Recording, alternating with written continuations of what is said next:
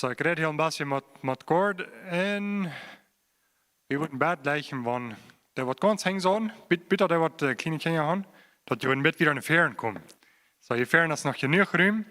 En den leraar den jaar dan maar de beste, want ik kon zien studenten van ganz dichtbij met interactie. Zo ik wil zeggen, van de hengerste 5 vrienden, die wordt niet kleine kinderen gaan, passen in de in frente, hier zo feren is nog een ruim, hier is ook.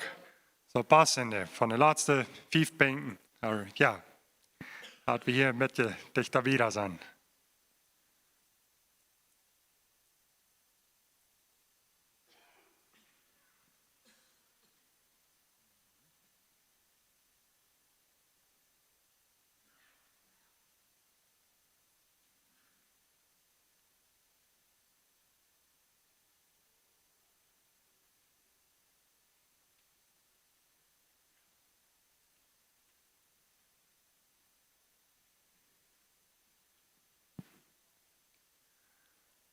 Okay, dankeschön.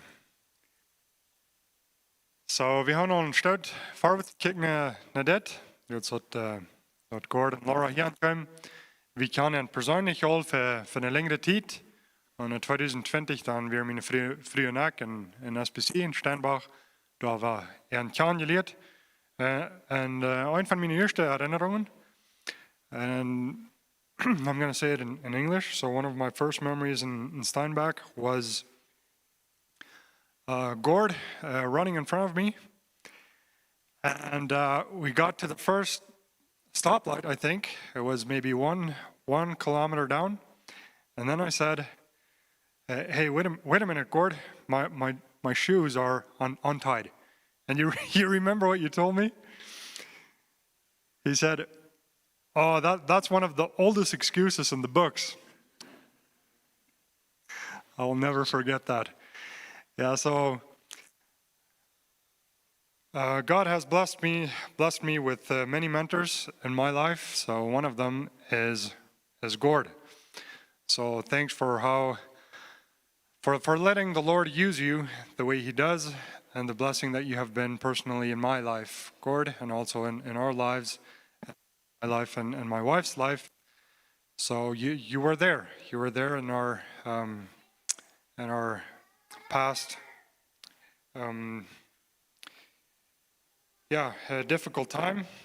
Last year, lost a daughter, and a couple of months later, we decided to go to Steinbach, and Gord and Laura, they were there for us, just listen to our pain and holding our hearts. So thank you for that, and thank you for teaching faithfully at SBC for so many years. He has been a blessing for many hundreds, if not thousands of students and lives. So may the Lord continue blessing your life. Yeah, very welcome here in our midst. You and also Laura. I can't find you right now, but somewhere. Yeah, so very, very welcome here. We're looking forward to these classes. So dat de Thema habe ich besagt gewählt. Heute gleich ein paar Thema schwer. Und wir unsere Lehrerschaft für das Predigen Diakon, wir werden von der Thema schon dort fähig lernen und das dann auch kriegt der Thema oder getroffen haben. Und Luther Titus Kirk, so wir auch mehrere schwere Tiden noch durchgegangen, mehrere Familien, so ich glaube, das ist ein passender Thema. Und ich glaube, wir alle haben eine Idee von Weidau und von Lieden. Und einmal ja, für dann die Frau, woran lieden gute Menschen? Und so, ich kijk al voorwaarts naar wat van antwoorden we worden en God zien wordt vingen. En wo God ons wat het, zien. So, ik wil maar een paar versen aanvangen. En ik dacht zo, dat is weer een passend krak voor het thema. En dat vindt we in Psalm 73. So, Psalm 73, want je wil metlezen. De psalmist is hier zo nur frustriert. Wir meist gestrauchelt und gefallen, und wir de feit meist voetgedlapt, als dat sagt, wo Gott den Gott lösen dat jenk. En wahrscheinlich har det nu idag en mig i jokke. Ik fysiek idag God te doen, fysiek am tryt zijn. En waarom passiert mir das? En je moet God lozen. En mir gefällt, wat hij dan wieder sagt in Vers 21 en wieder. En hier zegt dat hij als diep in depression was. So hij zegt is dat Psalm 73, Psalm 73, verse 21 through 26. Sagt hier, als mein Herz verbittert war und ich in meinen Nieren das Stechen fühlte, da war ich töricht und verstand nichts. Ich verhielt mich wie ein Vieh gegen dich, und dennoch bleibe ich stets bei dir. Du hältst mich bei meiner rechten Hand. Du leitest mich nach deinem Rat und nimmst mich danach in Herrlichkeit auf. Wen habe ich im Himmel außer dir? Und neben dir begehre ich nichts auf Erden. Wenn mir auch Leib und Seele vergehen, so bleibt doch Gott ewiglich meines Herzens Fels und mein Teil. So hier zegt zoals de psalmist die kijkt 3, en zien een zware tijd. En zeg je het als ik keine moed hoor, doen we, dan dacht ik toch aan wat zo wichtig en dat we God. En hij herinnert zich dat God hoort. Kein, hij durch schwere tijden jet en hij verleiht Hiob ook niet. So waren wir uns noch opneigen zum Gebet. Allmächtiger Vater in den Himmel, wir danken dir für diesen Abend, wir danken dir für dieses Werk. Und Herr, ich danke dir, dass du uns nicht verlässt. Kein und Wort wir durchgehen. Ich habe diese Ehre. Wenn Sie mal sehen, dass es von den Lieden nicht gerecht verdollt ist, das kriegt die Gottlose, dass die ja dort scheinen, die fällt das Leck in der Schuld, und die Gerechte, der ist es schwer. Ja, wir uns immer mit unserem menschlichen Verständnis nicht verstehen. Aber wir sind dankbar, dass du viele Geschichten abgeschrieben sind in dein Wort. Und ein von euch ist jetzt Hiob sein Leben. Ja, du kennst Hiob, du weißt, dass er ein gerechter Mann war. Und du weißt auch, warum er so großartige Leben hat, was er hier beirrt wird. Und was du am Lehren wirst du durch, und nicht bloß an, sondern Generationen nur. Aber von der ersten Tag liest du uns noch einmal von der Geschichte von Hiob. Und ich lade dich an, musst du hier in unsere Matten ankommen und uns reden, was du warst durch dein Wort und durch dein Deuner. Herr, ja, von so offenen Worten, verständliche Worten, musst du selbst uns reden. Mach so eine Werk, als das kann zum Sehen sein, mach der heulen sein. En moed merken zijn. Ik vrees dat u was met Gord zijn. Ik dank u voor zijn leven. Ik dank u voor wat hij trouw en diendelijk geschaffen heeft. En ook al geschaft heeft. Ik dank u voor de goeden wat u aan me gegeven hebt. En ik vrees moest u aanvallen met dienjes en aan bekrachtigen. En aan aanzicht schenken. En daarop wordt je een dol vrucht brengen. Dat is mijn gebed in die naam, Herr Jezus. Met dankzegging. Amen. So, ich sage, dass du sagen mal so wenig was hat von an. Wenn uns nicht Englisch kann, dann bitte schön, hilft die Hand ab. Du wollen die Platz und wir sollen noch einmal fahren kommen mit Headsets, so du wollt Übersetzung sein von Englisch nach Deutsch. So hilft bitte schön Hand ab, und wenn die Übersetzung fehlt. So macht der Herr uns hier so sehen durch diese Ovens von der, aber Leute völlig fremd an. Wir setzen jetzt noch ein Teil Rühm Meier. So, danke für kommen, macht der Herr ihn sehen. Time is all yours, Gord. May God bless you.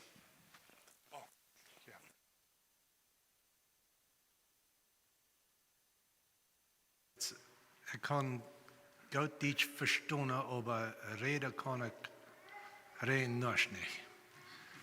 Whatever that means. Now, if you have a question, you're welcome to speak it in Low German. Laura and I both understand it. We just don't speak it well enough that I can teach in it. When one came to Canada, I had to always slow down for him for running because he wasn't in very good shape. But now, this weekend, I went running with Juan up here, and it's changed. And now this time he has to slow down for me. So I'm glad I was gracious to him, and now he's gracious to me, and that's good. And there's one other story that I know that Carolina would like me to tell. And so when they came to Canada this summer, they wanted to go golfing because they had never gone golfing in their life. So we took them to a small par 3 golf course. And I'm telling this story so she doesn't have to tell you the story, because she wants to tell you the story and I'm stealing it from her. And we get to the 3rd hole on the golf course, and she gets halfway to the green. Not very far, you're supposed to get on the green. And then she gets a lucky shot and she gets it onto the green. And then she gets a lucky putt and she gets it in the green, and she gets par on the 3rd hole that she ever played golf in her life. And she's never going to let me forget that. And I'm trying hard to forget it. So if I tell you the story, then she doesn't have to sin with pride because I told you the story. And if she tells you the story, then you need to rebuke her because that's pride. All right? Sometimes when people golf, and this connects to this course a bit, then when people hit a really good shot, a lucky shot, then they say, well, you must have read your Bible this morning, or you must have said your prayers. And behind that is the idea that we're going to be talking about this week, and that is this whole idea that God blesses the righteous people, and he punishes the wicked people. And so lots of times people joke that when they make a good shot, that's because God is blessing you, and you must have done something good. We're going to look at that a little bit this week as we go through the book of Job. 8 years ago, I taught the book of Job in Altona, Manitoba. At a church there, I did 4 classes in 4 weeks. And then I was finished teaching on a Tuesday. And then 3 weeks later, I was supposed to do a public lecture for anyone in Steinbeck that wanted to come and hear me do 1 lecture on the book of Job to help them understand the book. And I said yes to it. I finished the class in Altona on Tuesday. On Friday night, our daughter they're having a baby, and they went to the hospital to have the baby. And we kept their oldest son, well, they have 1 boy. He was 2 years old, and we had him at our place. And we're standing, and the phone rings, and I see on the call display that this is my daughter calling. And so I put it on speakerphone, because I thought my grandson is going to hear about the baby, about his little brother or sister, right? I put on speakerphone, and Laura was holding little Emmett in the arms, and I had the camera, and I was going to get a picture of Emmett hearing the announcement about the little baby. And so I'm videoing the camera, and Gina says, "It's a girl." And it's exciting, and then she says, "But there's something wrong." And then she starts to cry. And she says there's a hole in her back where it hasn't closed completely. And I right away thought this sounds like something called spina bifida. And so that's a serious problem for her, and it will be for the rest of her life. And I heard that, and I turned off the phone, and I stopped the video, and I deleted it because I never wanted to see the video again because it was so hard. And this was 3 days after I finished teaching the book of Job. About how I had just finished talking to the Altona class, and I guess I'm giving you spoilers, and I just finished telling them that regardless of what happens in life, God is faithful and can be trusted. And so that's why I actually used to call this course, Why Do Bad Things Happen to Good People? And now I've changed it already on your booklet to say one man's test of faith, and that is it possible to trust God even when tough things happen? And it's not because of something that we've done that is wrong, but just tough things happen. And so we went to the hospital the next morning, and they wanted a family picture with us. The nurse that was there, Gina, actually knew that we were in Winnipeg by this time. And Gina knew this nurse, and she said, "You need to get a picture together with your little baby of Laura and me, like grandpa and grandma together with mom and dad and the little baby. And what I didn't know, but she knew, and that is that they were wanting to take a picture because this might be the only picture we'll ever get with this little one. And then off she went to surgery. And they did 6 hours of surgery. And while she's in surgery, my daughter posts on Instagram what there's on the right side. And it's too small for you to read. But what it says on there is, she explains about how they had a baby and how this baby was born with spina bifida. And the last words on her post says, "We are so honored that God chose us to be her parents." And I thought, wow, that's not what I was thinking. I was feeling sorry for Joel and Gina, that they're going to have this child that was going to be, and we didn't know what kind of handicaps this child was all going to have, but we just thought this is such a burden for their lives, and yet they're seeing it from the other side, and it's like, what an honor it was that God thought that they would be the ones that could do this. And so when Aria was old enough to go to school, and she goes with a walker, then her brother goes on the regular school bus, but then there has to be a special needs bus come there so she can get on with a wheelchair and or with her walker, because she can't walk down. They have a long driveway. It's about almost a quarter mile, and so she can't walk this thing, and so she's not going to get to go to school with her own brother. And she's a determined little one, and she started practicing going down that driveway because she wanted to ride the bus with her brother. And then we got about a month into school, and then we got this picture, and there she was, and she had made it all the way to the bus. And you see the smile on her face, and she has brought so much joy to our home. But when things like that happen, you begin to ask some questions, and that is, why, God? Why does this happen to us? And you've had stories like that too.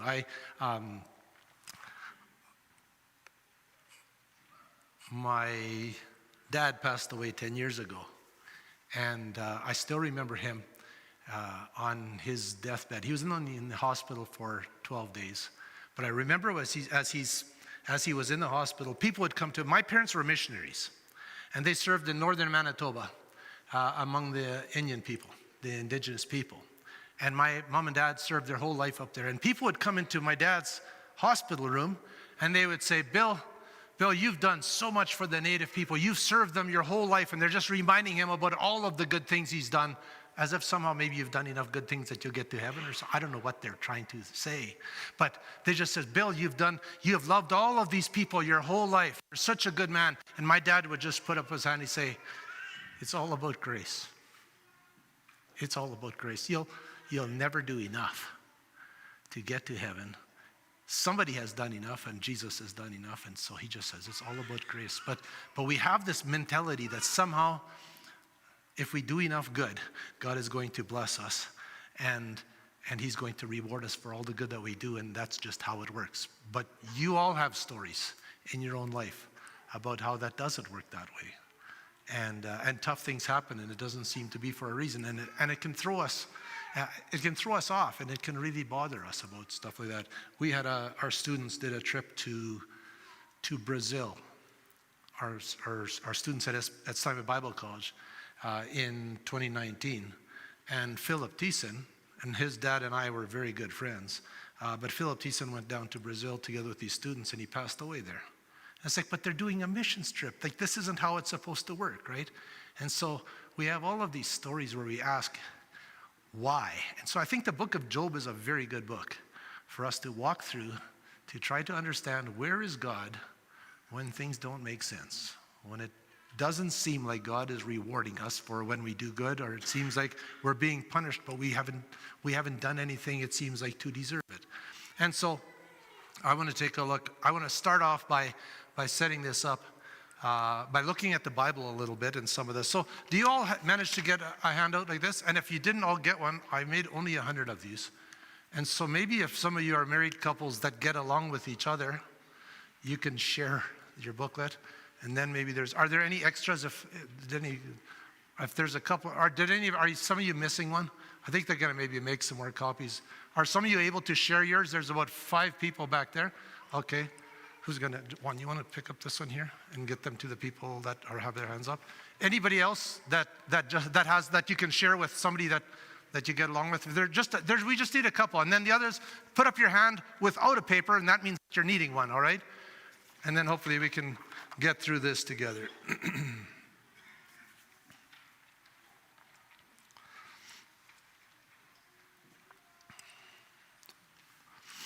All right, now everybody sort of has one that you can look at. Anybody else still needing one? There's one more back there needed. Okay, we got a friend going to share. Thank you very much. I think then, are we good? Everybody has your eyes on that? Okay. For my students at Steinbach Bible College, they have to take notes themselves. But when I go to the church is so good to me that I just give them a gift. It's called, here are the notes. And that way you can just listen and don't have to take notes. I want to start with, we're going to start in the beginning of the Bible in Genesis, all right? And in the book of Genesis, you have creation, right? In Genesis chapter 1, the first 5 days, it was good, it was good, it was good, it was good. And then when God creates humans, the image of God, he says, it was very good. And then in chapter 2, Adam gets a wife and it gets even better. And then in chapter 3, we see people sinning, and it gets a lot worse. And the only two people on the planet don't get along with each other, and we see all the consequences of the fall. And so before that day, there's no sickness, there's no death. They have access to the tree of life, and they will live forever. And then comes the choice that they had between obeying God and disobeying God, and the consequences, the result of choosing to eat from the tree of, what tree was it that they ate from? They were not supposed to. What was that tree? Show me the tree of? Knowledge of good and evil. They were allowed to eat from the tree of life, from the tree of knowledge of good and evil, because on that day, they were tempted because they were told on that day you will be like God, knowing good and evil. And why is it tempting to be like God? Because if I was like God, Arya would be running around like everybody else. And I would fix all of the problems, and I would have no problems if I was God. And a lot of my stresses in life, a lot of the tough things in life, come from having to trust God. And if I could be like God, then I wouldn't need to trust him. And yet he calls us to trust him. And so that starts off the book of Genesis. All right? And then they have the consequences. And then along comes Abraham, and God chooses one group of people to be his example to the world as to what it looks like for him to be their God and for them to be his people. And he chooses Abraham and his wife Sarah, and he promises them three things. You're going to inherit the land. You're going to have descendants like the stars of the sky and the sand of the seashore. And the third one is you're going to be a blessing. In fact, the whole earth is going to be blessed through you. And he says, those that bless you, I will bless, and those that curse you, I will curse. And so we have the beginning of this idea that if you bless other people, God blesses you. And if you curse other people, God curses you. And this is the beginning of the story that's going to lead us into Job, and is going to give us the confusion, or it's going to trouble us, because here's a guy that blesses other people, and yet it seems like he gets the curse, and it doesn't meet with God's covenant with Abraham. Well, we get to Exodus, and God had promised them the land, and so in the book of Exodus, God is going to act on that covenant promise, and he's going to allow the people of Israel to go into the new land. And he leads them out of slavery, and he says to them in Exodus chapter 6, verse 7, I will be your God, and you will be my people. And 20 times in the book of Exodus, he talks about them being his people. And if you are God's people, the whole world is going to see that you are the people that God blesses. And so you want to worship the God of Israel, because if you worship the God of Israel, he will bless you like he blesses Israel. But they don't trust God. And they get to where God says to them, go into the land, and see the land that I'm going to give to you. And they send 12 people to look at the land, and 10 of them come back and they say, the giants are bigger than our God is. That's not how they say it, but that's what they're meaning. We don't believe that God is going to give us the land, and we don't have faith. And they tell all of the rest of the people, we can't do it. And so because of it, all of those people that fail to have faith are going to lie scattered in the desert and never enter the land. Only 2 will. What are their names? Joshua and Caleb.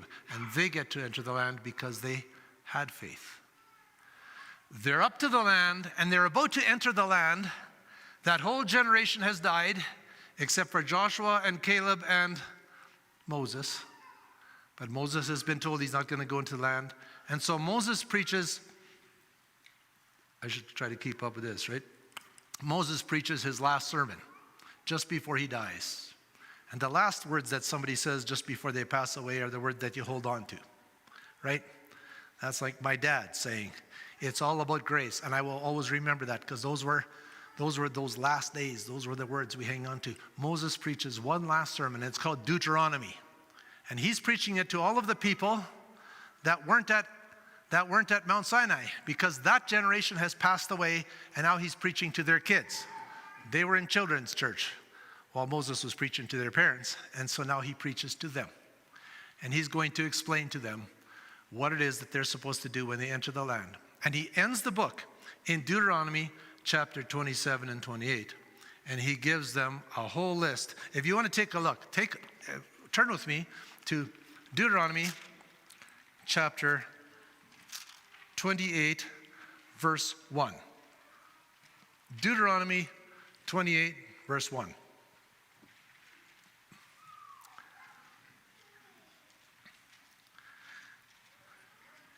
If you fully obey the Lord your God and carefully keep all his commandments that I'm giving you today, the Lord your God will set you high above all the nations of the world. You will experience all these blessings if you obey the Lord your God. And then he lists the blessings. Your towns and your fields will be blessed. Your children and your crops will be blessed. The offspring of your herds and flocks will be blessed. The fruit baskets and the breadboards will be blessed. Wherever you go and whatever you do, you will be blessed. So what do you need to do to be blessed? It says, if you fully obey the Lord your God and keep all his commands, you will be blessed. Skip down to verse 15, 28 verse 15. But if you refuse to listen to the Lord your God and do not obey all the commands and decrees I'm giving you today, all these curses will come and overwhelm you. And now if you take a look at this list, I have the blessings up here that we just had, and I've got the curses down here, and look at, they're identical, except it's the opposite. It says if you disobey, then it says the towns and your fields will be cursed. Here it was, your towns and your fields will be blessed. You see that? Your fruit baskets and breadboards will be cursed. Your children and your crops will be cursed. The offspring of your herds and flocks will be cursed. Wherever you go and whatever you do, you will be cursed. And so Moses has set up the choice for the people to make. Are you going to obey fully? And if you do, you will be blessed. And if you choose to disobey, you will be cursed. And all of the prophets that are going to speak in Israel after that are going to remind the people of these chapters and of Deuteronomy, this last sermon of Moses, and remind them that if you keep on living the way that you are, God is going to punish you and send you into exile. But if you repent and if you obey God, he's going to deliver you from whoever the army is that's coming. And so you need to choose. And when the people chose to reject God, they suffered loss. They were defeated in war. And when they chose to honor God and to obey what he said, they were victorious. And it's all the way through the Old Testament. When the prophet says to do something and they do it, God blesses them. And when the prophet says to do something and they don't do it, they curse them. I think I just switched sides here. But that's what happens. And so it sets this thing up that gives us a problem when we get to the book of Job later on, because you have a person that seems to be doing the obeying God thing, but he's getting the disobeying God thing, and it doesn't make sense. Well, we get to the book of Proverbs. And in the book of Proverbs, it's a father teaching his son about choosing women. You didn't know that. It does. There's lady wisdom and there's woman folly. And a father says to his son, you need to choose well. If you choose woman folly, you will be cursed. And if you choose lady wisdom, you will be blessed. There's the picture of it. The righteous are going to be blessed. The wicked are going to be destroyed. That is also highlighted in the book of Psalms. In Psalm chapter 1. Blessed is the man who does not walk in step with the wicked, or stand in the way of sinners, or sit in the counsel of the ungodly, but he delights in the Torah, in the book of Deuteronomy, who knows Deuteronomy and lives by it, who delights in the law of the Lord, and on it he meditates day and night. He will be like a tree planted by the waters, bearing fruit in season. Leaf never withers, and everything that he does prospers. Not so the wicked. They're like chaff that the wind blows away. Therefore they will not stand in the judgment or sit in the counsel of the godly, because the Lord watches over the way of the righteous, but the way of the wicked leads to destruction. And so Psalm 1 lays it out for us again, that if you choose wisdom, if you choose God, you will be blessed. And if you choose to reject God, you will be cursed. And so we end up then with the problem, and that is, why then do good people, do righteous people suffer? Why is it they don't? In the New Testament it says that you will reap what you sow. Why is it that righteous people suffer? There's a big word that I'm going to introduce to you tonight, and you're going to have to forgive me for it, but I'm going to explain it to you. But it's called retribution theology. I'm just using that word. And what retribution means is you get what you deserve. And if you do good, you get blessed. And if you do bad, you get cursed. And it's retribution. You get a response for whatever your action is. That's what you get. You get that punishment or you get that blessing. And so the book of Proverbs sets this up for us to understand that God blesses the righteous, punishes the wicked. And the problem comes, what happens when the righteous get the punishment that the wicked deserve, and the wicked, and the passage that one just read from Psalm 73, all the way through that psalm, he's wondering why it is that the wicked are prospering and they're doing really well. And why is it that the righteous, the people that are walking with God, are suffering?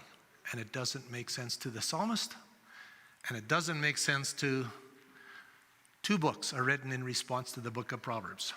Proverbs lays out the choice between lady wisdom, woman folly, between choosing, I'll just go back to that picture again, choosing righteous, the righteous ones that meditate on the law, and the wicked, the ones that live for themselves and have made themselves God. And what happens then when this really neat package doesn't work out? And so there's two books in the Bible that respond, two wisdom books in the Bible that respond to that question, and one of them is Ecclesiastes. And in the book of Ecclesiastes, you maybe know the words, I should test you. What are the words that are repeated so often in the book of Ecclesiastes? Meaningless, meaningless, everything is meaningless. All right? And that word is used like 37 times in 12 chapters. What else is repeated in the book of Ecclesiastes?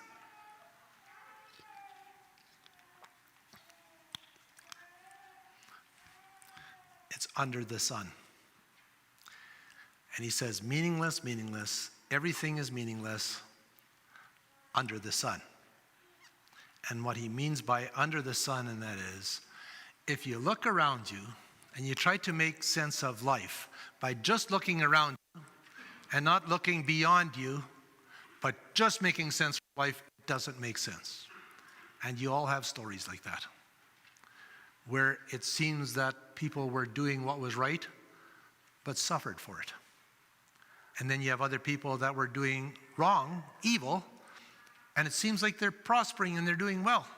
And the conclusion that Ecclesiastes comes to is, it doesn't make sense and it's all meaningless. It's the Hebrew word is hevel, but it's like when you plug in your kettle and you see the steam coming out of the kettle, and about 1.5 seconds after it comes out of the kettle, you see nothing. It's gone. There's nothing to show for it. That's the word. It's like vapor or breath.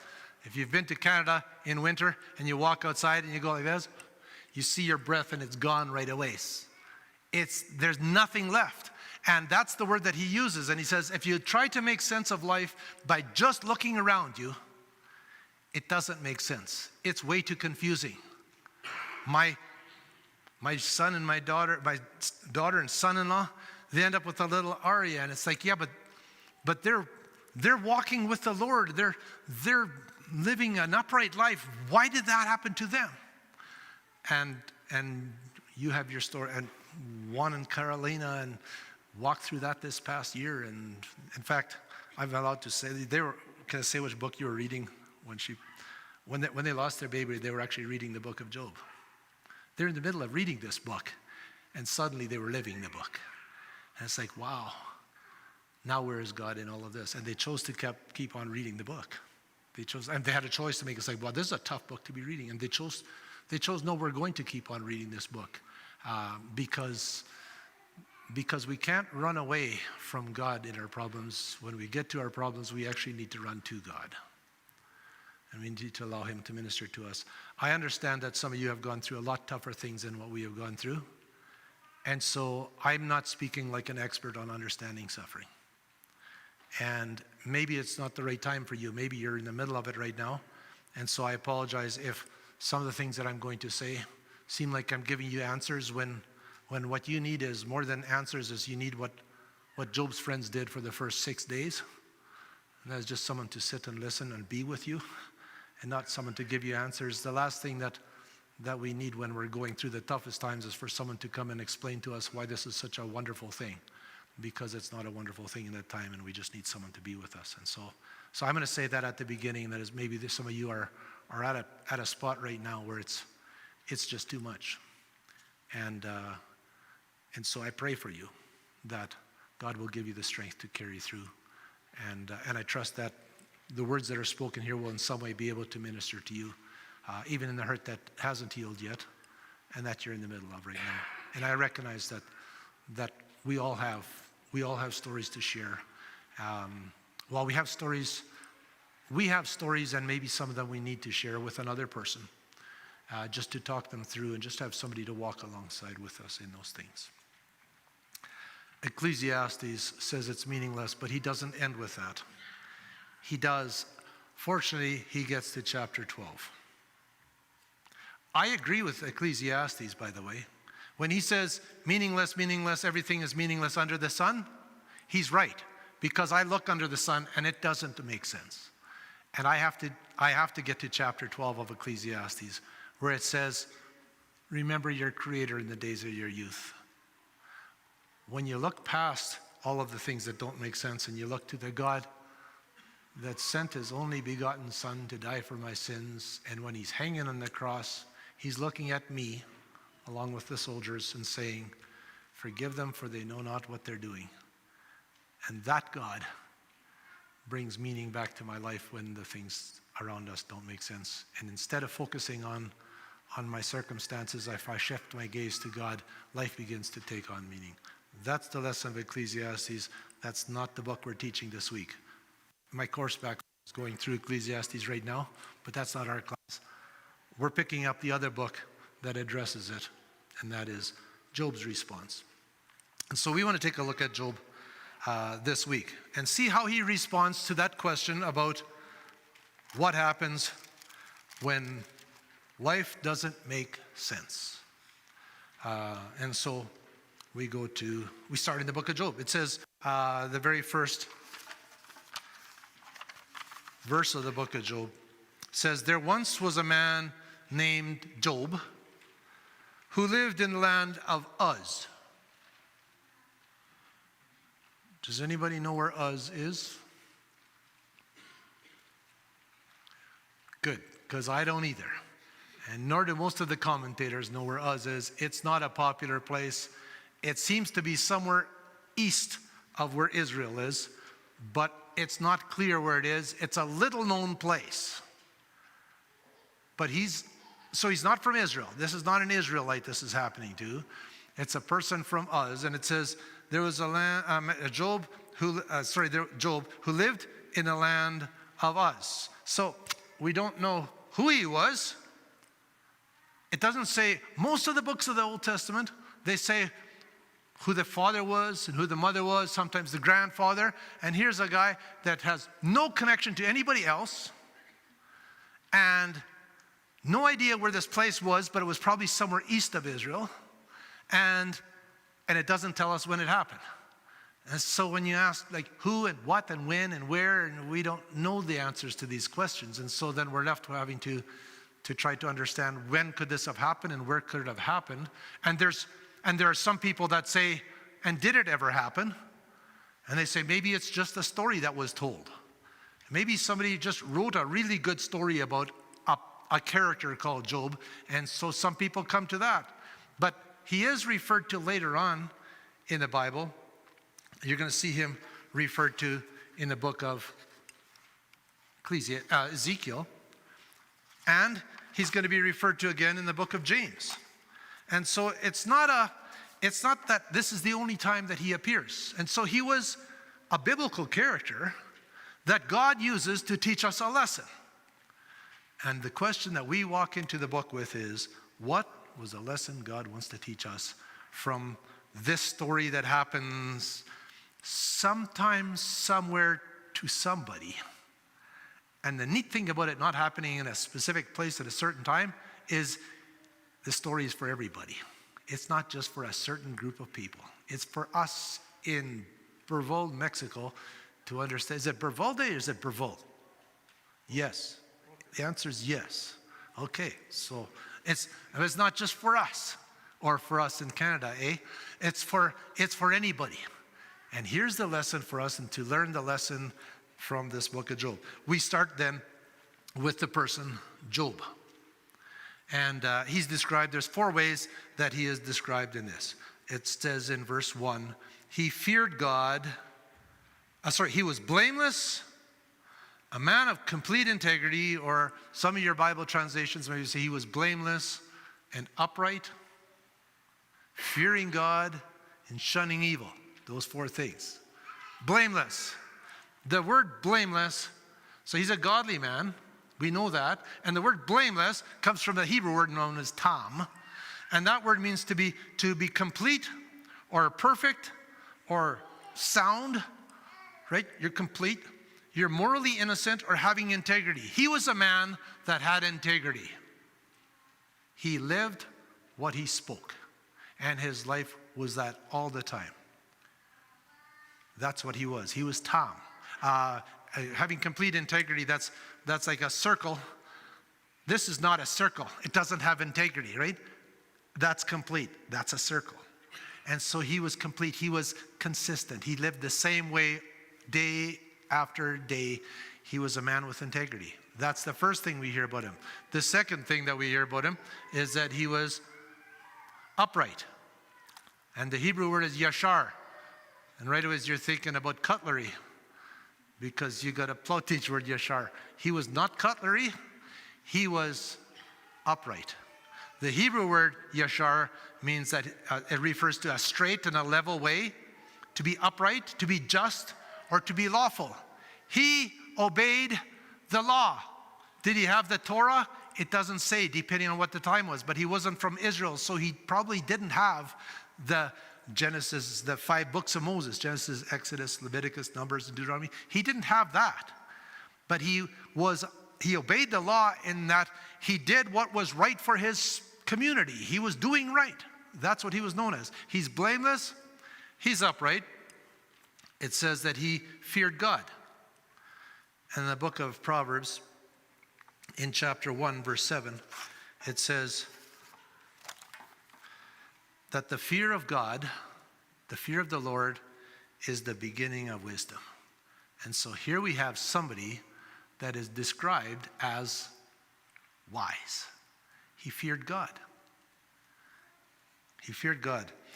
While I'm thinking about him being wise, right, he's fearing God, is when it talked about Uz, and it's from the land of the east. You remember when Jesus was born?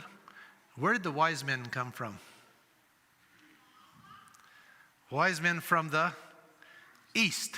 And so wisdom was associated with, right, coming from the east. And so here's a man that is known as fearing God, which is the definition of wisdom. He feared God, and the last thing that is used to describe him is that he turned away from evil. He shunned evil. And so here's a man that was righteous. And if we've learned from Deuteronomy and from Proverbs that God punishes the wicked and he rewards the righteous, we've just have a man that has been described fully on this side. He was righteous. Feared God, he blameless, upright, fearing God, and shunning or turning away from evil. So, the first thing we know about Job is he was righteous. The second thing that we know about Job is he was prosperous. He had 7 sons. He owned 7,000 sheep, 3,000 camels, 500 teams of oxen, and 500 female donkeys. And he also had many oberish, many servants. He was, in fact, the richest person of the entire area. So here's a man that is righteous, and he is prosperous. He is rich. He is wealthy. He is famous. Who's famous in 2026? What names do you think of when you think of who's the most famous person in the world today? Elon Musk. Elon Musk. He's famous. I saw Tesla parked out here in the parking lot yesterday. It's like, yeah, Elon helped to provide transportation for people to go to church in Burvold or Burvolde, either way. But they're in church. That's good. Elon Musk, right? He's helping us out with worship. Let's not associate him right away over here. Let's just talk about who's famous. Anybody else that's famous? Donald Trump is famous because of his power. Everybody in the world knows that name. And who else is famous? Who's rich? Bill Gates. Bill Gates, for some of us older people that still have Microsoft, but then there's also this guy that's with Amazon. What's his name? He's really famous. I should remember his name. Oh yeah, Bezos, that's the guy. Right? And so we have these people, and Job was the Jeff Bezos. He was the Elon Musk of the day. But he was that while being completely righteous, right? And we've been taught through the rest of our Bible that, and it makes sense, that if he was the most righteous person around, that him being the richest person, we don't have a problem with that, correct? That's good. And then it says, so he was prosperous. And that's in your notes. You have all of the, I didn't put how many animals. Yes, I did. There it is. He's the greatest people of all of the ones from the east. And then it also talks about his fatherly concern for his own kids. Job 1 verse 4. Job's sons would take turns preparing feasts in their homes, and they would also invite their 3 sisters to celebrate with them. He has a wonderful family. They're just getting together to have feasts, celebrate birthdays, whatever it was, but they're getting together in their homes. And when these celebrations ended, sometimes after several days, Job would purify his children. He would get up early in the morning and offer a burnt offering for each of them. For Job said to himself, perhaps my children have sinned and have cursed God in their hearts. This was Job's regular practice. And so he was a priest for his own children. He was praying for them in case they had done something, cursed God in their hearts. Yesterday when I was looking at this, I thought, what does that mean to be cursing God in their hearts? Why is he sacrificing? And so I think that I went and I asked the question, why is he making sacrifices for his kids? And this is what I came up with based on other things that Israel has done that God is punishing them for, and that is they take credit for what God has done. When God does something and we take the credit for it, then we're taking something that belongs to God on ourselves, and that's wrong. And maybe they did that. All right, when we moved to Belize, Laura and I did a number of years ago, and I spent a sabbatical there, and the pastor there preached a sermon, and after the sermon I went to him and I thought, he's probably nervous that this Bible college professor is sitting in his church for the year, and I just want to let him know that I'm on his team. So I went up to him, I says, Pastor John, I said, that was a really good sermon this morning. I said, thank you for sharing that with us. I says, you did a really good job of studying the text and sharing it with us this morning. I wanted to let him know he done good. And he taught me something that morning. He looked at me, he said, well, praise the Lord. I thought, well, of course.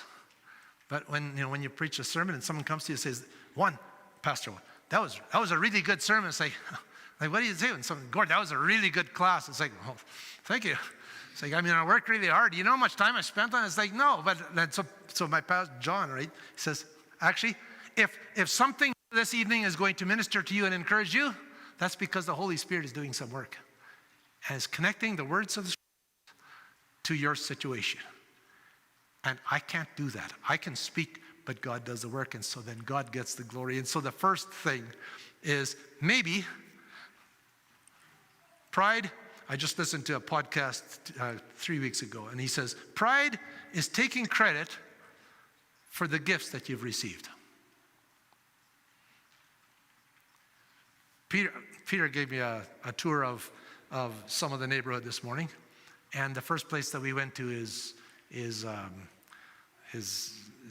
apple, where they make apples, box them, and he says, yeah, this was my dad's operation. I'm thinking, well, so you didn't even do this. This is a gift you've received. The fact that you were born. What was your dad's name? What's your dad's name? The fact that you're Abram's son means that Peter is farming apples today. That's no credit to Peter. He did nothing to become Abram's son, but it's a gift that he's received. So how do you become proud when the very fact that I'm farming this land is a gift from God? Or the ability for me to make money doing walking, right? Or farming or teaching Bible college.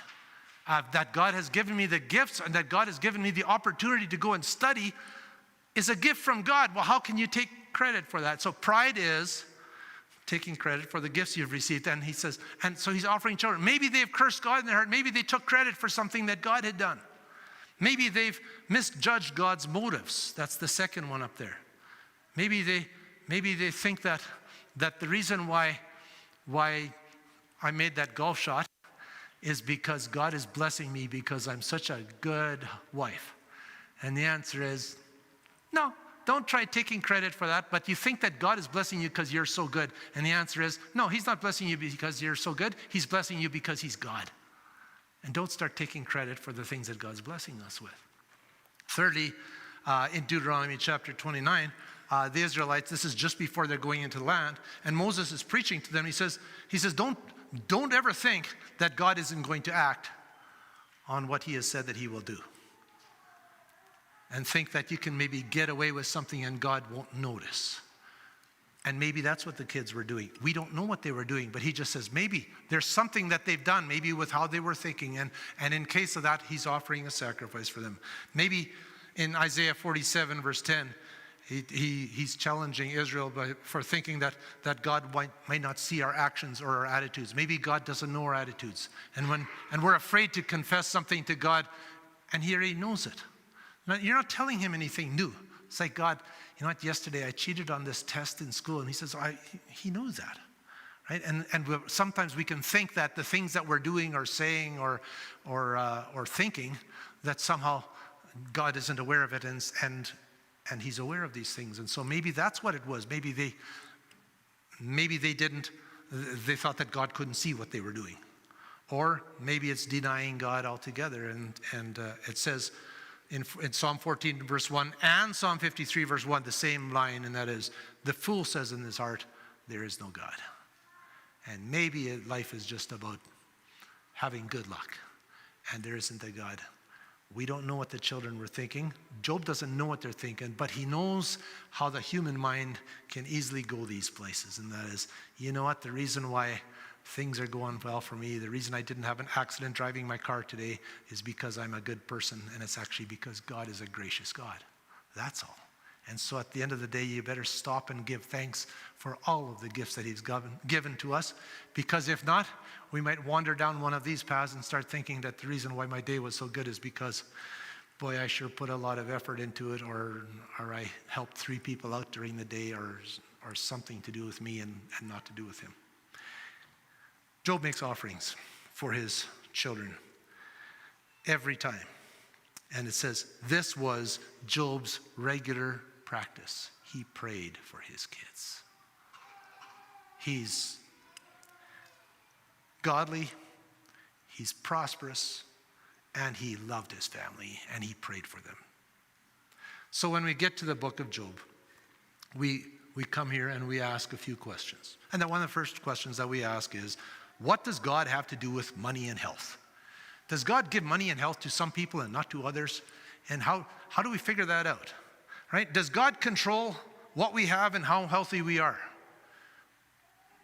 Does he make me well or not make me well? Just 2 weeks ago, I was teaching up in Lacrete, Alberta.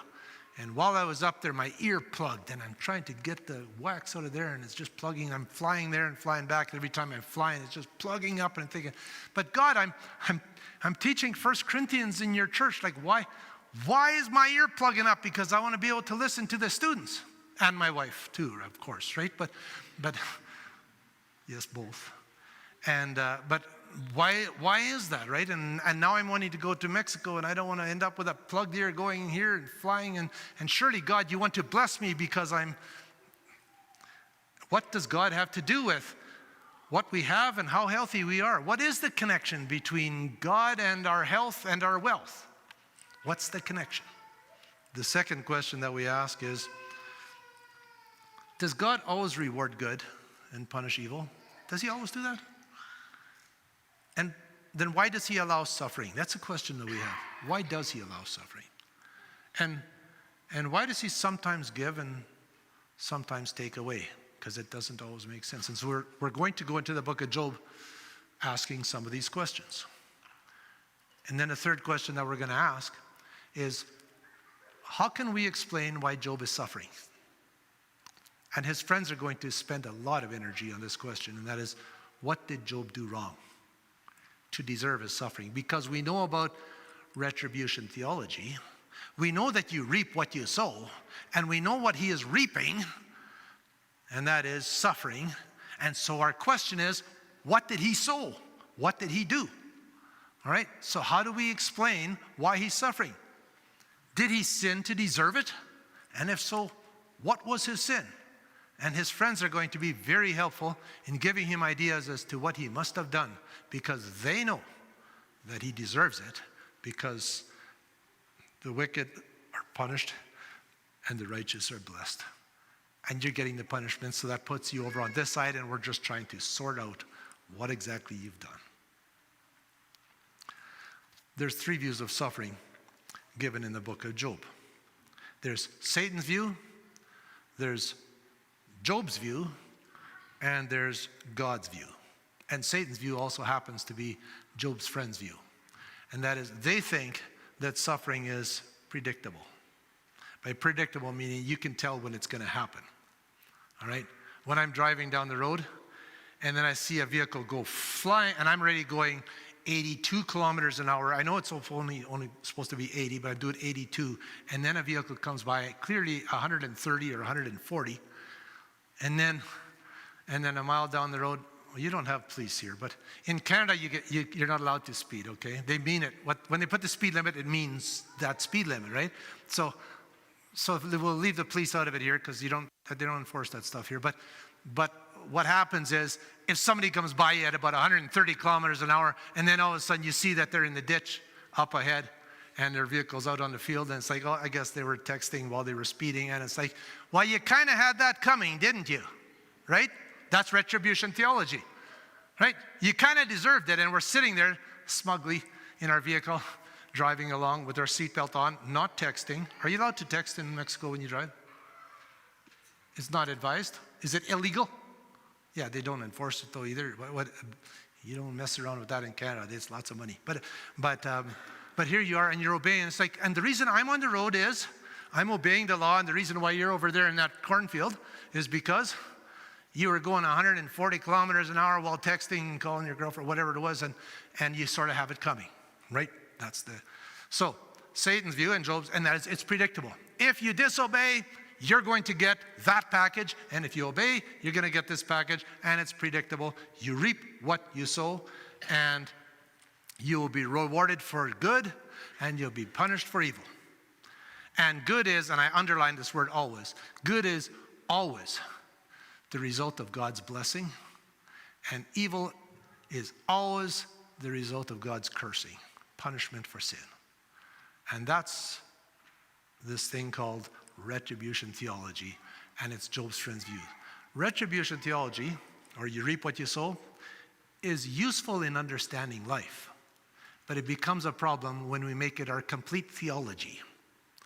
And that's the only theology we have, and that is every time something bad happens, it's because of evil, and every time something good happens, it's because we're good. And so it helps us to understand sometimes why the guy's in the ditch. It's like, you know what? Had he been driving at 80 kilometers an hour and not been texting, he probably would still be on the road. Probably. But it's not a guarantee, because people can drive along at 80 kilometers an hour and have a blowout on the front right-hand tire and end up in the ditch too, even though they did nothing wrong. And it was a good tire. It's not even that they weren't taking care of their car. And so it does happen. And so to make it our complete theology means we just look around and we see that somebody over there is walking into church with a cast, and they're hopping along, and then you say, what did you do wrong? Because you did something wrong to deserve what you got, right? And the next person comes in with a smile and dressed really nice, and it's like, and you must be living a really good life. But it's not always that way. But the friends assume that it is, and it's going to color the speech of all of the friends when they talk to Job. They sit down with him, and they're going to say, somebody, by the way, has sinned because the lights just went out. I'm kidding. And so, but the slides are, we keep on going. So here we've got the friends, and all that they have to do then for the rest of their time is explain to Job why it is that he's suffering. And it's because of something that he's done. They know that, and they explain it to him. All right? So it's Satan's view. He believes that Job is only worshiping God because God is blessing him. And if he wasn't blessing him, even though he was doing right, he would quit doing what's right. That's what his bet is, right? That's what he challenges God with. So that's how it starts off. The second view is Job's view, and that is he believes that God did it. He believes that God gave him the suffering, but he doesn't know why. It's not predictable. But I've lived my life right. I've honored you with my life, and yet I'm getting the cursing package. And it doesn't make sense to me, but he understands that God is in charge, and so God did it, but he doesn't know why God did it. And he's trying to sort it himself. And then there's the third view, and the third view is God's view, and that is he didn't cause it. God doesn't do evil. God didn't cause it, and it's not predictable. You don't know when it happens. Sometimes good people suffer very, very tough things. And sometimes evil people, like in Psalm 73, what one was reading, sometimes evil people do really, really well under the sun on this side of eternity. And that's where we do too much of our measuring, and that is trying to make sense of life without looking up and without looking at God. And Job is going to redirect our attention from the circumstances, from the sufferings that we're going to the God that is over it all. And he doesn't cause the evil, but God is in control. If you walk with me through the book of Job, just the first 2 chapters, tell me, who is it that does the suffering in verse 11? When Satan comes to God, he says, reach out and take away everything. This is 1 verse 11. You're with me? He says, reach out and take away everything that he has, and he will surely curse you to your face. According to that verse, who's going to cause the suffering? It's Satan speaking to God, and he says, reach out your hand. Whose hand? God's hand, right? So according to that verse, who's going to cause the suffering? You don't want to say it. But according to the Bible, in this one verse, it looks like it is God. Right? Read the next verse. God says, verse 12, all right, you may test him. The Lord said to Satan, do whatever you want with everything he possesses, but don't harm him physically. According to that verse, who's going to begin the suffering? Satan. That's 1-1. We're counting scores, right? It's God. Moving down to verse 16. While he was still speaking, another messenger arrived with this news. The fire of God. The fire of God has fallen from heaven and burned up your sheep and the shepherds. According to that, who's causing it?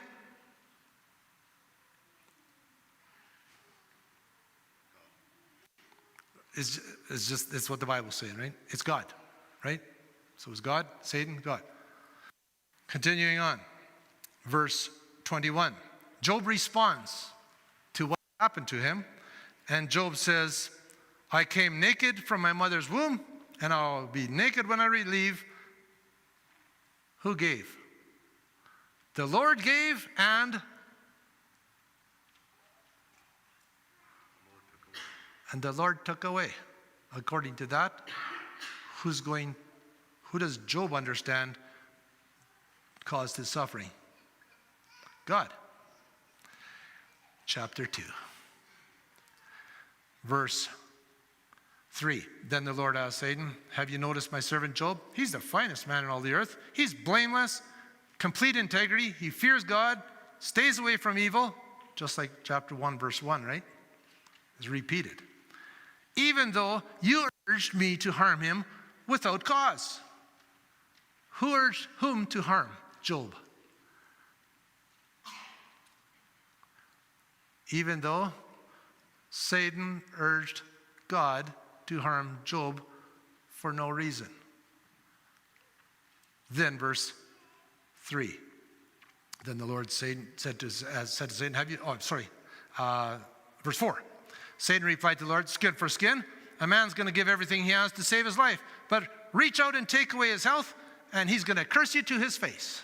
According to that verse, who's going to do cause the suffering for Job? According to that verse, who is it? God. Reach out your hand. So it's God again. Verse 6. 2 verse 6. All right, do with him as you please. The Lord said to Satan, but spare his life.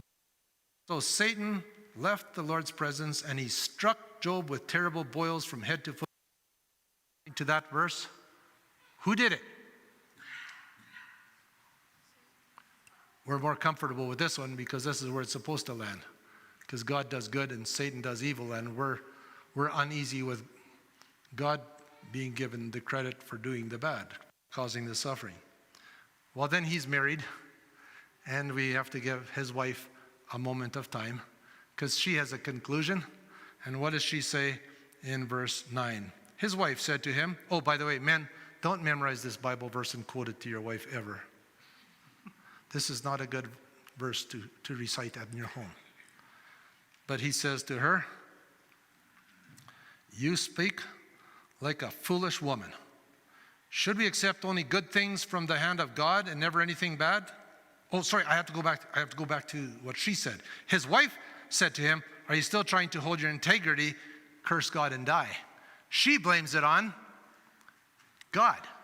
She says, curse God. Look what he's done to you. Curse God. Then Job's response to her is, you speak like a foolish woman. What does a fool say? We just got it before in Psalm.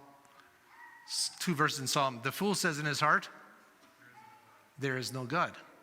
He's right on. With this verse, he's true. You speak like a fool. And she does speak like a fool because a fool says there's no God. And she has said to him, curse God and die. And he says, you speak like a foolish woman. Should we accept only good things from the hand of God and never anything bad? So in all this, Job said nothing wrong. And so we're left at the end of chapter 1 and 2 and saying, so the suffering that happens to Job, did God cause the suffering or did Satan cause the suffering? And so we have to go to chapter 42 because the end of the book should give us the answer, right? It'll finally give us peace so we can sleep tonight and make sure that it's all good. But I'll warn you, you might not sleep. Job chapter 42, last chapter. We're not supposed to read it, but it's there. Job chapter 42, and I'm in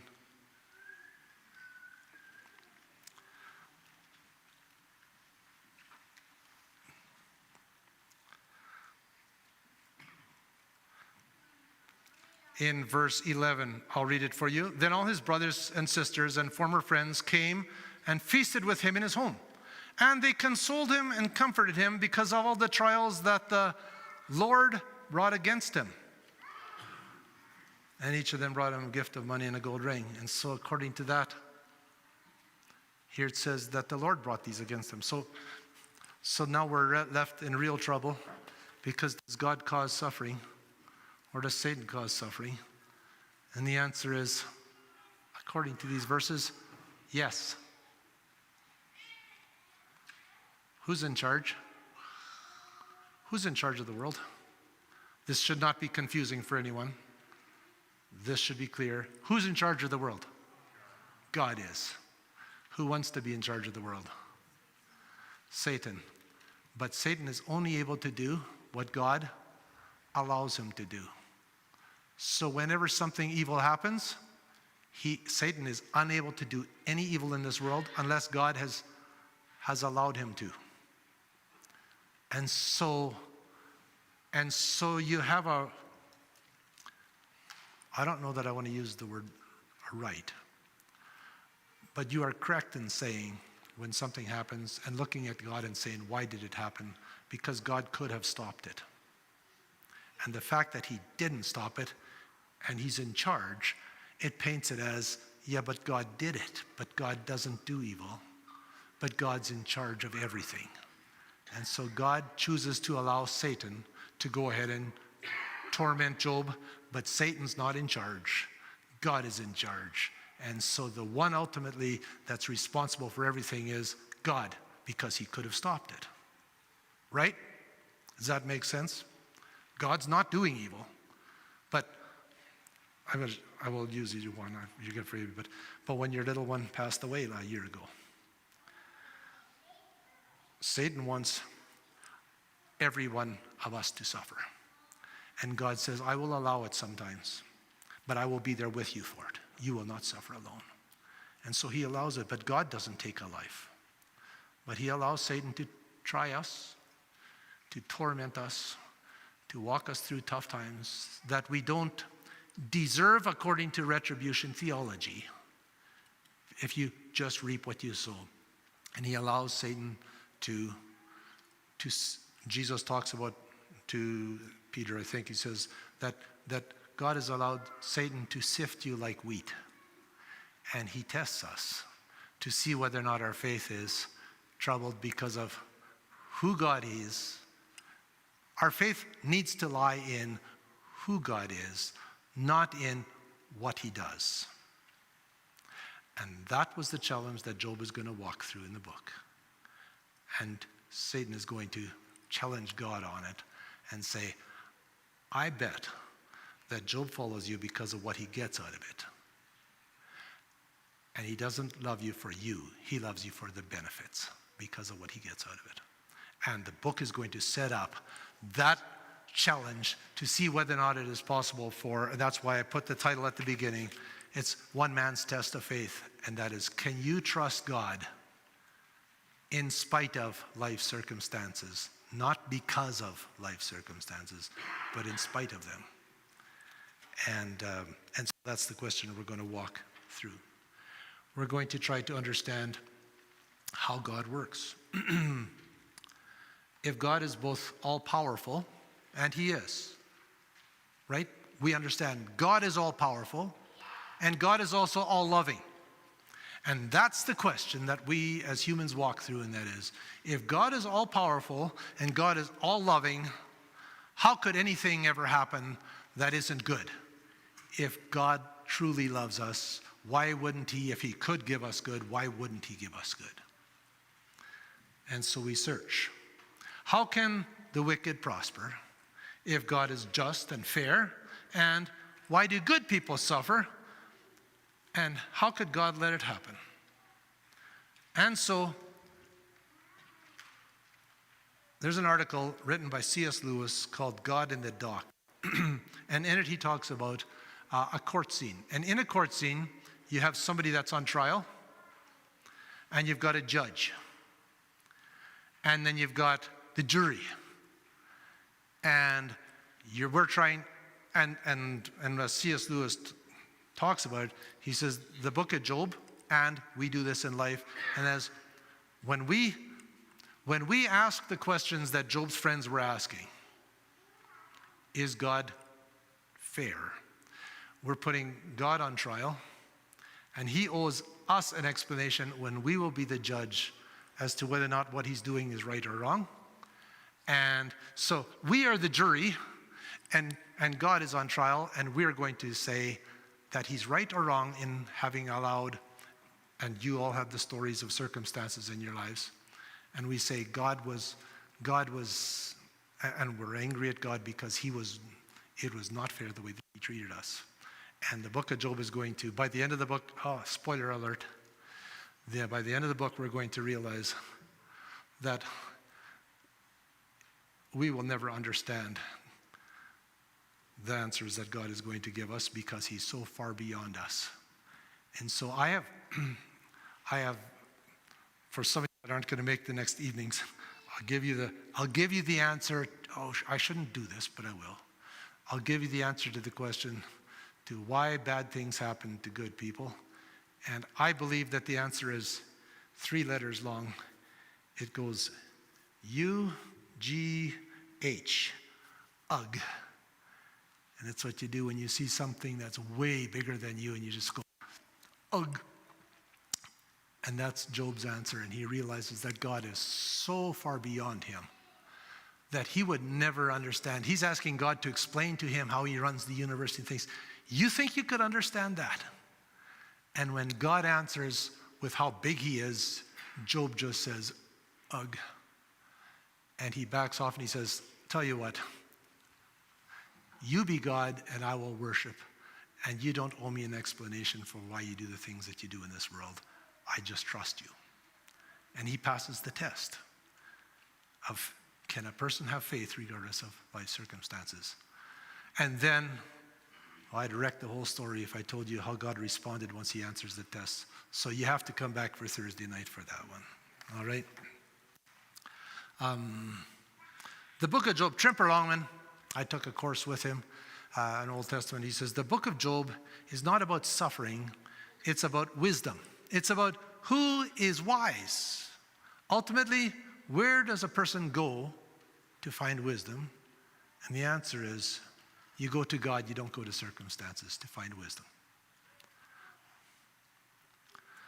Another line which I don't have in the book, if you want you can write them down, but suffering doesn't make sense when what we want, what is true in our spiritual life, to also be true in our physical life. And I was here this last summer for Wapoka, and I talked to a number of the youth leaders, and they were talking about, you've just been through, you got rain this last summer, right? It's because you became righteous. No, it's because God blessed you with rain. The 2 summers before that, you had drought, correct? And I heard people saying at Wapoka that there were farmers that were saying that if they would have had drought the 3rd year in a row, they would have lost their farms. They couldn't have handled it. And so the question is, why does God send rain, and why does he hold rain? And we want to have what's true in our spiritual life. If we're walking with him, we want the rains to come, and it doesn't make sense when it doesn't come. And so we try to sort that out. So suffering doesn't make sense when we want what's true in our spiritual life. We're walking with God, to be true in our physical life, and that is our granddaughter isn't born with spina bifida, and our farm gets the rains that it needs. The book of Job teaches that you can be the godliest person but live in an environment of extreme pain and torment and suffering, as people do. Just because you're godly doesn't mean that you don't walk through really, really tough times, and you all have stories. I had a number of more stories. I chose not to include all of those, but we all have stories of times when we walk through pain and torment and suffering. All right, I need to we've picked up Job. He's the main character, but in chapters 1 and 2, we have another character called, well, it's in some of your Bibles it has Satan. Some of them are going to say the Satan. Some of yours might even have, I think that the translation I have actually, I think it just calls him the accuser. It says the accuser and then Satan, it says. And it's, we're supposed to just understand this one as, and Satan isn't a single character. It was somebody that was opposing God. Another word that we have for this is an adversary. I have it up there, or an accuser. He comes to accuse God of blessing a guy, and that's why the guy's following you. And so he's coming to accuse. He's an adversary, means that he's against God. And so you have this character that comes into this book that's against God. And what he does, his activity is he's looking for someone that he can attack or harm. And he tries to take advantage of weakness. And when people are weak, that's when he knows that he can attack them. And he attacks them until they get even weaker, until they give up their faith and quit trusting in God. And that's what he does. In 1 Peter chapter 5, verse 8, it says, "Be of sober spirit, be on the alert. Your adversary, the devil, prowls like a roaring lion, seeking someone to devour." That's his activity. Day in, day out. He's looking for an opportunity to get at you. In Ephesians chapter 4, verse 26 and 27, it says, "Be angry and yet do not sin, and don't let the sun go down on your anger, and don't give the devil an opportunity." If this was not veneered, but if there's a tabletop that you want to pull off the veneer of it, right? You want to take off the top part. You know where you would start with that? You would find one corner of that thing that was lifting up a little bit, right? And then you would get a screwdriver underneath there, and you'd just need one, but you look for the weakest spot, and then that's where you start working at it to destroy the tabletop. That's what you would end up doing, right? That's what you do, and that's what the devil does. It says, don't let the sun go down on your anger, and don't give the devil an opportunity, because you and your wife, or your brother, your sister, somebody, and you get angry at them, and you go to bed angry at them. The devil loves it. That's an opportunity for him to start working on you, and he's going to start wiggling his way into your life. And that's And that's his job 24 hours a day. And he's looking for somebody that's going to give him the corner of their tabletop, the corner of their life, an edge of their life, and says, you know what? If you give him, and if you're angry at a brother, and you go to bed angry, he says, that's all I need. I can work with that. And he starts working to get into our entire lives and to destroy us. That's what he does. That's his activity. He's looking for someone that he can attack or harm, and he tries to take advantage of weakness. All right? I know for myself, I need my sleep. And if I don't get enough sleep, and if I get a really short night, the next day, some people say stuff to me, and I get hurt really easy. I'm just fragile. Or I get angry faster. And somebody says something, I'm just mad and it's because I didn't get enough sleep. And so you go to bed angry and you wake up and now you haven't slept all night, and the next day somebody just says, I don't know, I should pick on Peter again, but say, hey Peter, how you doing? It's like, why do you ask me how I'm doing? It's like, whoa, I didn't get enough sleep last night. Who are you angry with? It's like, yeah, did, right? It must be him. He took too much time at the haircut today. I don't know what it was, but when you leave a corner, all right, that's what he does. He's looking to attack. He's looking for weakness. Secondly, what he believes or what his thinking is that people are self-serving. I will help anybody that I know is going to be able to help me. And I'll help my God if I know that he's going to help me. People are self-serving and will always choose what's best for them. Would you like to do some homework? I know that Yadir has a test tomorrow. Would you like to study and do really well on the test? Or would you like to not study and fail the test? It's like, well, I want to pass the test, so I'm going to do whatever it takes to get a good mark on the test, right? Because people are self-serving. They're going to choose what's best for them. Because if he fails the test, now he comes home, and his dad is pretty gracious, but his mom, well, that's a different story. And you don't want to deal with that, right? And so you want to pass the test because you want to avoid mom's wrath because she didn't sleep well last night, or whatever it was, right? Okay, I apologize, Susie, if I offended you with that. I want to make sure I can sleep tonight, right? If life gets hard, his assumption is, if life gets hard, people are going to give up on God. And some people do. Some people do. They get hard things that happen to them, and they say, God, you're not fair. And they walk away because of things that happen. And I've seen it too many times. I'm a preacher's kid. And preacher's kids have a tough time because their dad has no choice but to love the church 100%. And the church all gets to choose what percent they want to love the pastor. But no pastor is allowed to love somebody and say, you know what, I only love you 73%. It's like the pastor's committed. And then my dad, who's a pastor, and he's loving the people, and then along comes a confidence vote about the pastor, and the vote doesn't go very bad.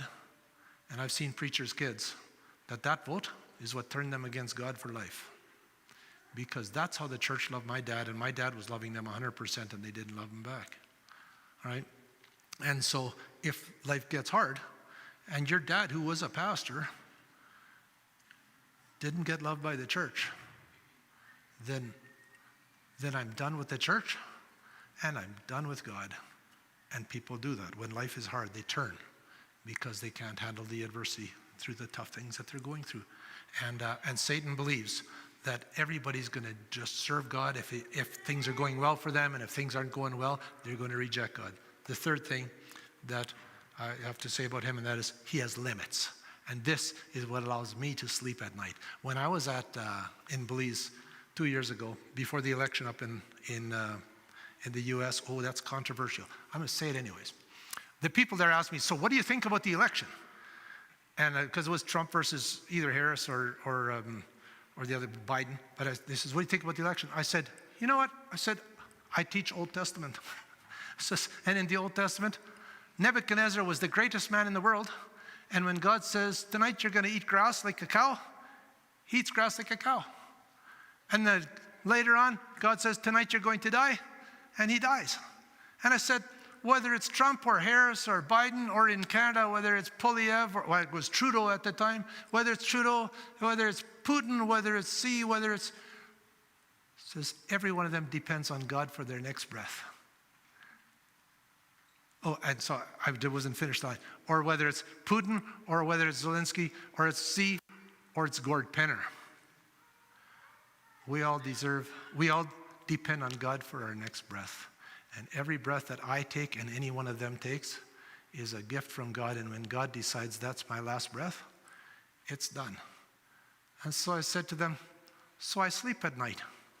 Because we could get a tweet on our Twitter or however you get your news, like this, and any one of those names, including Gord Penner, tomorrow morning you wake up and they are no more.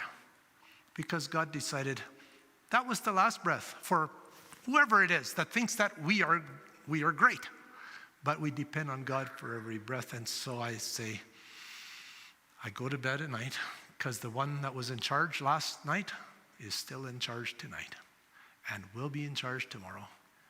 And blessed be the name of the Lord, because he is the one that's in charge. And none of these names, including Gord Penner, are in charge, even though sometimes we think that we are, but we're not. And so, praise the Lord.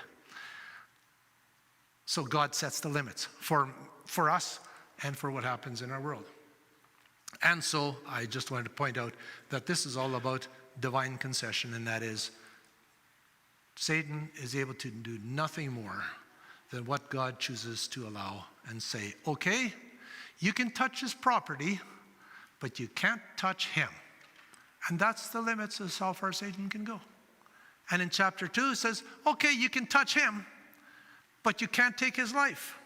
And that's as far as he can go. And so who's in control? I was hoping you'd all shout at the same time. It's God, right? Anyone voting for God's in control? There's 3, 7, everyone's voting. We know God's in control. And we see it demonstrated. Now what I need to tell you is, we get chapter 1 and chapter 2 given to us in the Bible. Job doesn't. Job is going to have to wrestle through what he wrestles through without chapter 1 and chapter 2. We get an inside look as to what's going on up there, setting up the whole story. Job only gets to live the story. He doesn't get to know that this test is going on as to whether or not he's going to trust God. And so he's going to wrestle.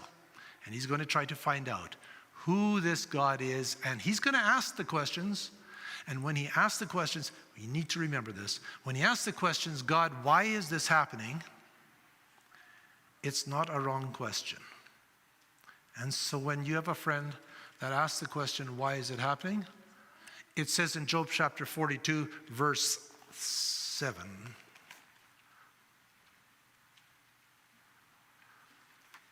So he says to Job's friends, I am angry with you and your two friends, he says to Eliphaz, for you have not spoken accurately about me as my servant Job has. God has no problems with Job asking all the questions that he's going to ask. But what you're going to notice when we're going to go through the friends' speeches and Job's speeches is that the friends only speak to Job about God. And Job is going to respond to his questions, but then Job is going to speak to God. And there's the difference between Job's friends and Job. And at the end of the book, it says, you have not, the friends didn't speak of God what is right, as Job has. And so Job is angry. Job is frustrated. Job is trying to understand God. Job is pleading his case before God. And God doesn't have a problem with it. And he says, you have not spoken to the friends, you have not spoken to me what is right, as Job has. And so we have to allow people to suffer and to get mad and to ask questions. But what we need to do is when we're going through those things, we need to direct those questions to God and not go running around talking about God and being angry at God without ever pointing our eyes to him and saying, but God, I am so angry and I don't understand why. God already knows that you're angry, by the way. You're not telling him anything new. All that you are doing is you're admitting to yourself that your emotions are involved and you are hurting. And you're telling him that you're hurting, which he already knows. Us to, when we address it to God, we are now finally bringing our hurt to the only one that can do anything about our hurts.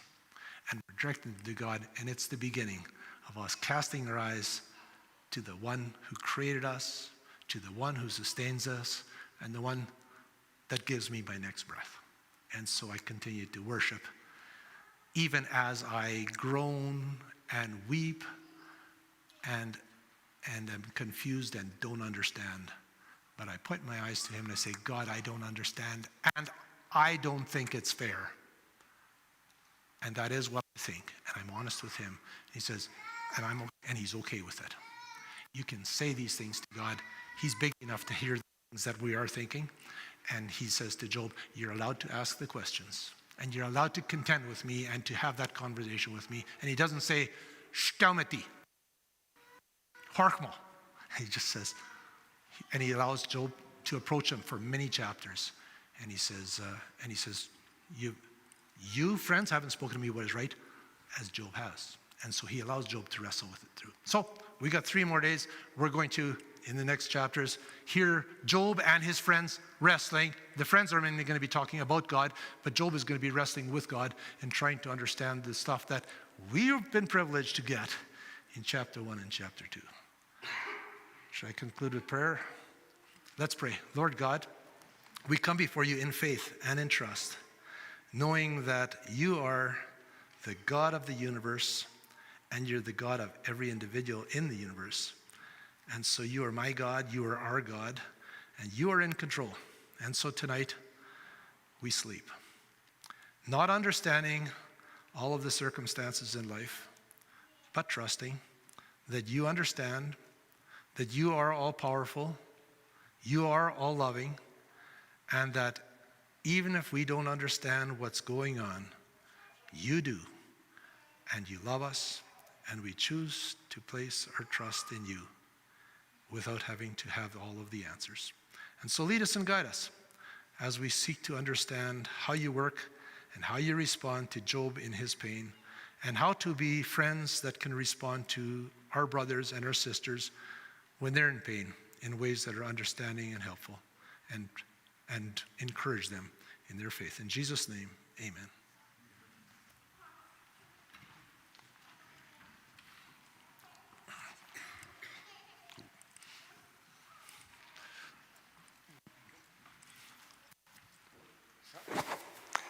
Ja, thanks Gord. En så van sola morgen, eva morgen en nacht eva morgen. Mag God je zegen. Ha een goede nacht.